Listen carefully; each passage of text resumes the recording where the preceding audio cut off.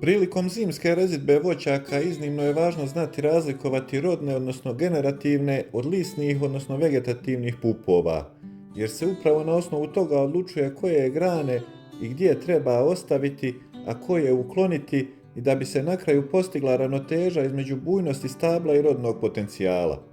Ako ostavimo višak lisnih pupova, imat ćemo prebujnu biljku s malo roda, a ako ostavimo s druge strane previše rodnih pupova, imat ćemo mnogo plodova koji će biti sitni, odnosno slabije kvaliteta, a što može dodatno opteretiti voćku i napraviti veću buduću štetu. Zato idemo raščlaniti po voćkama koji su to vegetativni, a koji generativni pupovi, gdje se nalaze i kako ih prepoznati. Kod jabuke se rodnost ostvaruje na kratkim rodnim granama do 15 cm dužine, gdje se rodni pupoljak nalazi na vrhu, a sa strane su vegetativni. Zatim imamo prstenaste izraštaje dužine od 1 do 3 cm, gdje se na vrhu nalazi rodni pup iz kojeg će izbiti više cvjetova, a pri dnu su nabori u vidu prstenova. Te grane se nalaze na starijem drvetu i prepoznatljive su po sporom rastu i zbijenom izgledu. Dalje imamo vite rodne grane, kao i duge rodne grane ili grančice, gdje se kod nekih sorti rodni pupovi nalaze pri ili na vrhu ljetorasta. Svi rodni pupovi lako se uočavaju jer su zaobljeni i izraženiji, dok su lisni pupovi sitniji, užiji i više prislonjeni uz granu. Postoji mješoviti rodni pupoljci, ali oni u većini slučajeva postaju vegetativni i neće dati rod. Rodnost kruške se ostvaruje na kratkim rodnim granama, slično kao kod jabuke, ali one su često nešto rjeđe raspoređene. Nalaze se uglavnom na starom drvetu.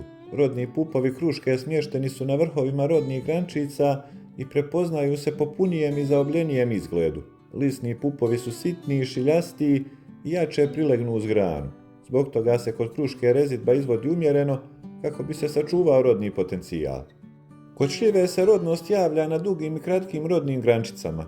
Tu imamo majske kitice, kopljaste izraštaje te kratke i duge rodne grane. Rodni pupovi kod šljive najčešće se nalaze u grupama, obično po 2 ili 3 pupoljka zajedno i to su mješoviti pupoljci.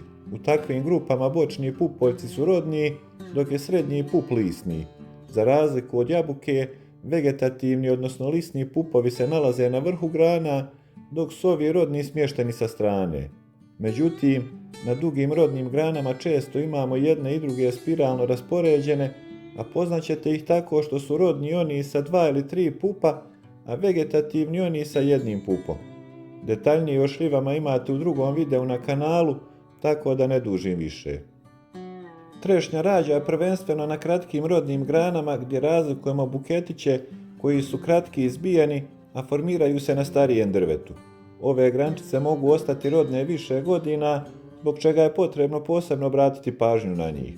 Rodni pupovi na tim grančicama su grupisani u buketiće, što ih čini vrlo uočljivim. Krupni su i okruglasti, dok se lisni pupovi razlikuju po izduženom obliku i rjeđem rasporedu. Osim njih, postoji kratki mješoviti izboj i majske kitice, a zajedničko im je to da su vršni pupovi vegetativni, a bočni, odnosno bazni generativni. Osim kratkih, trešnja rađa i na dugim izbojcima koji u donjem dijelu nose rodne pupove, a na vrhu su vegetativni. Kajsija najveći dio roda daje na jednogodišnjim granama koje izbijaju iz dvogodišnjih, ali i višegodišnjih grana, ali i na kratkim rodnim grančicama. Zbog toga je važno održavati ravnotežu između novog rasta i rodnosti. Rodni pupovi kajsije nalaze se bočno na jednogodišnjim granama, najčešće u paru ili u grupama od po 3 pupoljka.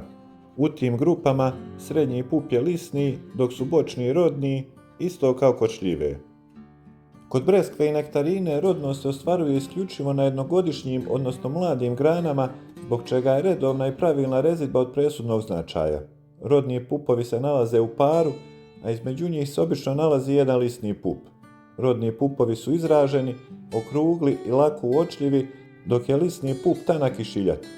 Prilikom rezidbe ostavljaju se dobro razvijene jednogodišnje grane sa dovoljno rodnih pupova, s tim da se i ovdje mora naglasiti da se kod mladih stabala ostavlja oko 60 do 70% mladih grana, dok kod onih starijih od 10 godina i više ostavlja se samo 30% jednogodišnjih grana.